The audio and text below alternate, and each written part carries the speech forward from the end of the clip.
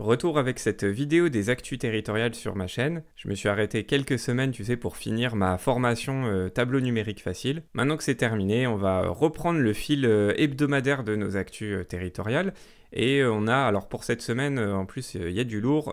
C'est beaucoup d'articles de fond que je vais t'inviter à, pour le coup, vraiment à lire par toi-même pour avoir une lecture un peu plus approfondie, parce que tu vas voir qu'à chaque fois, il y a vraiment des sujets à la fois intéressants, mais aussi un peu parfois, alors complexe, c'est peut-être pas le mot, mais qu'il faut approfondir. Donc vraiment, je t'incite fortement à aller lire par toi-même ces 5 articles. Le premier, c'est sur la gazette.fr, sur le fait que la population donnerait un nom massif à une France à la carte. Tu sais, dans le cadre du projet de loi, enfin du futur projet de loi 3D pour décentralisation, déconcentration et différenciation, et bien justement c'est ce volet de différenciation qui apparemment ne fait pas fureur auprès de la population. Bon, c'est par le biais d'un sondage qu'on nous dit ça, donc il y aurait 70% des Français qui s'opposeraient à cette possibilité offerte aux collectivités d'adapter la loi. Bon, ce n'est qu'un des volets de la différenciation territoriale. Et puis comme je commençais à te le dire, effectivement, c'est un sondage. Moi, les sondages, j'ai toujours une petite pensée critique sur la façon dont c'est réalisé, donc sur le sérieux en fait de ces résultats. Mais on va partir de l'hypothèse que ce sondage est sérieux. Et en gros, l'idée qu'il faut retenir, c'est que globalement, dans la population, il y a ce souci d'égalité avant tout, et que cette nouveauté de différenciation territoriale qui permettrait aux collectivités de parfois d'adapter la loi ou d'avoir des compétences supplémentaires par rapport, je ne sais pas, par exemple pour les départements, d'avoir un département qui a des compétences supplémentaires par rapport aux compétences traditionnelles des départements. Bref, toutes ces idées-là de différenciation, c'est quelque chose qui ne fait pas fureur auprès de la population française par justement ce souci d'égalité avant tout. L'idée d'avoir des territoires à plusieurs vitesses, c'est quelque chose qui ne plaît pas à une majorité des Français. Alors après, dans l'article, on nous propose une lecture politique de ces résultats en fonction des partis auprès desquels on se sent plus ou moins proche. Je te laisserai aller voir si cette partie t'intéresse, mais surtout, ce qu'il faut retenir, c'est que la différenciation, bon, il y a ce souci d'égalité, mais il y a aussi un autre souci de lisibilité auprès des populations, où on nous indique dans l'article que déjà il y a pas mal de personnes qui savent pas trop identifier les différentes compétences qu'exerce chaque niveau de collectivité, qu'on n'a pas tous fait, je sais plus l'expression, je crois c'est un Master 2 en droit des collectivités, et que c'est aussi quelque chose qui fait que la population se détache petit à petit de cette connexion qui devrait y avoir entre elle et les collectivités, et que de rajouter du flou comme ça selon les territoires avec des niveaux de compétences différents au sein même d'une même catégorie de collectivité, donc par exemple les départements, ça ajoute aussi du flou.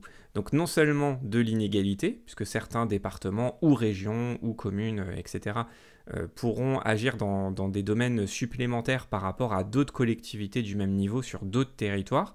Et donc ça, voilà, ça pose ce double problème d'égalité au sein de notre territoire et de lisibilité de la population par rapport aux compétences des collectivités. Ensuite, un autre article sur la lettre du cadre.fr sur la notion de ville du quart d'heure, où on nous dit en sous-titre « ou le village réinventé ». C'est un urbaniste, Carlos Moreno, qui a mis en avant cette expression. Et donc, il a accordé une interview à la lettre du cadre qui est vraiment très intéressante. Pareil que je t'invite à aller lire. Et en gros, cette idée part du constat qu'après-guerre, les constructions des villes françaises se sont basées sur des polarisations, sur des pôles différents d'activités. Il y a par exemple dans une ville donnée, tu vas avoir un pôle d'habitation, un pôle de développement économique, un pôle de loisirs. Bref, on fait vraiment une séparation comme ça entre les différents pôles. Et lui, son concept du quart d'heure va à l'inverse de cette idée, c'est-à-dire qu'il faut mixer un peu les consommations entre guillemets de la ville et mélanger comme ça les habitations, les pôles d'activité, les pôles de loisirs, etc. Ce qui fait que, au final, l'objectif c'est d'avoir à un quart d'heure de chez soi tous les pôles possibles, c'est-à-dire son travail, à un quart d'heure maximum de son logement, des loisirs, les écoles, enfin bref, aussi les services publics qui vont avec. Et cette réflexion, elle est intéressante aussi parce qu'elle n'est pas valable seulement en zone urbaine. C'est une pensée qui a été développée aussi pour les territoires périurbains, avec ce souci de développement du bien-être parmi aussi ces populations, avec ce prisme comme ça du mix entre différents pôles d'activité au sein d'un même territoire. Donc si ça t'intéresse, et notamment sur le développement de ce concept en zone périurbaine, je t'invite à aller lire l'article, puisque là, dans le cadre de ce format-là, je ne vais pas avoir le temps de tout développer, mais c'est vraiment hyper intéressant. Ensuite, un article sur france-tv-info.fr à propos de, tu sais, la réforme de la haute fonction publique, tu as dû en entendre parler, et notamment on a le rapport Thiriet qui propose la création d'un concours spécial pour les élèves d'origine modeste. Donc ça, c'est dans le cadre de la réforme notamment de l'ENA, mais aussi des autres écoles de la haute fonction publique. Et il y a plusieurs propositions qui vont dans le sens, grosso modo, d'une plus grande mixité sociale au sein de ces grandes écoles. À la fois un souci d'égalité ou d'équité, plutôt on nous dit ici sociologique, d'avoir des élèves qui viennent de profils sociologiques différents, donc notamment des élèves qui viennent plus de classes populaires, et géographique aussi, pour avoir aussi une égalité territoriale pour ces hautes écoles. Donc on nous propose de nouvelles sélections au niveau des critères sociaux pour aller vers cette équité sociologique, donc avec un volet comme ça de discrimination positive, ce qui n'est pas non plus sans inconvénients, et donc il y a notamment une opposition qui s'est fait entendre. Si le sujet t'intéresse, tu verras qu'il y a aussi des opposants à ce rapport parce que ça se base beaucoup sur la discrimination positive. On nous prend l'exemple du nombre de filles. Il n'y a pas beaucoup de filles dans certaines de ces grandes écoles, notamment à Polytechnique ou à l'ENA. Bon, tu vois, les chiffres ne sont pas très glorieux. Donc en ça, c'est vrai que la discrimination positive, c'est quelque chose d'efficace. On l'a vu dans plein de domaines. Donc c'est une proposition qui est faite dans ce rapport. Mais ça pose la question d'un concours spécial pour les élèves. Alors là, on est plutôt sur le côté, milieu modeste par rapport aux boursiers.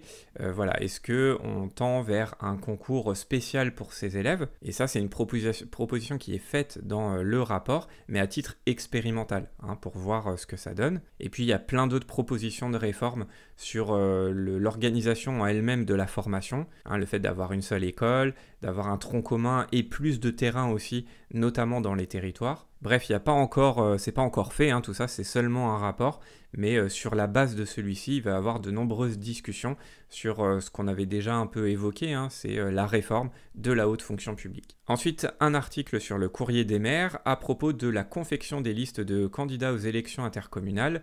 Et là, très clairement, c'est un super article pour réviser la loi du 17 mai 2013 sur l'élection des conseillers municipaux et communautaires, notamment avec le système de fléchage qui permet de voter en même temps pour nos conseillers municipaux et pour les conseillers communautaires. Sauf que là, on va vraiment dans le détail, et en plus de façon très pédagogique, je trouve, sur par exemple les questions préalables à l'établissement de la liste des candidats. Donc il y a les conditions à remplir, sur le nombre de candidats en plus par rapport au nombre de sièges. Bon, ça c'est vraiment les règles de base, et puis aussi sur le fameux fléchage, qui est, il est vrai, complexe à respecter. Il y a un certain nombre de règles, notamment la parité, avec le fait que les deux listes sont alternativement composées de candidats de sexe opposé, c'est ce qu'on nous dit ici, mais pas que. Au niveau des effectifs, au niveau de l'ordre, il y a aussi un certain nombre de règles à respecter, des règles qui sont d'ailleurs assez complexes. Et pour rajouter encore de la complexité, il y a aussi le fait d'avoir des règles pour l'entre-deux tours. On ne fait pas ce qu'on veut non plus en matière de liste. Bref, je te laisse aller voir parce que vraiment ça va te faire une super révision sur l'élection des conseillers communautaires. Et enfin, pour rester dans cet échange entre communes et intercommunalité, tu sais que c'est toujours un peu épineux comme sujet, on retourne sur la lettre du cadre.fr pour parler un peu de schéma de mutualisation. Et c'est souvent un peu l'expression qui fâche au niveau des communes, puisque c'est souvent perçu par les communes, parfois à juste titre, parfois peut-être pas, comme une perte de souveraineté, une partie de la souveraineté en tout cas, des communes vers l'intercommunalité. Et là, dans cet article, on nous propose diverses petites règles ou façons de faire qui peuvent permettre une meilleure intégration des communes dans leur intercommunalité. Et déjà, ça passe par, premièrement, une clarté des objectifs de l'intercommunalité pour avoir véritablement un projet commun au sein de ce bloc communal, pour retrouver un peu l'esprit originel de l'intercommunalité qui est quand même la volonté de plusieurs communes de se réunir autour d'un ou de plusieurs sujets, alors que là maintenant c'est une obligation législative et donc de retrouver un peu cet esprit pour avoir des intercommunalités beaucoup plus efficaces et que ce soit moins perçu par les maires comme une simple contrainte et puis surtout comme une perte de souveraineté, notamment depuis la loi NOTRe. Et on nous dit par exemple que pour analyser les besoins de chaque commune, il faut faire des enquêtes, il faut que l'intercommunalité fasse des enquêtes quantitatives mais aussi qualitatives, sous forme d'entretien avec les maires, avec les DGS, avec les cadres des communes, pour bien identifier les sujets potentiellement de tension entre l'interco et les communes, et puis les sujets qui peuvent être très intéressants à travailler ensemble pour une meilleure efficacité. Et tout ça doit aboutir à une feuille de route de la mutualisation pour que cette mutualisation des moyens, par exemple mutualiser un service, ne soit pas perçue comme une espèce de dictature qui arrive d'un coup sur la tête des communes, mais comme quelque chose de travaillé en amont par tous les acteurs, et que chaque commune puisse en tirer un avantage. Voilà, et puis on nous dit d'autres trucs aussi qui pourraient servir dans le cadre de cette bonne mutualisation au sein d'une interco, pour que ça se passe pas comme sur le dessin ici, je sais pas si tu le vois, où en gros tu as un président d'interco qui dit personne ne veut signer le projet de mutualisation, la confiance règne, et puis tu as un maire qui dit oui mais c'est une page blanche là.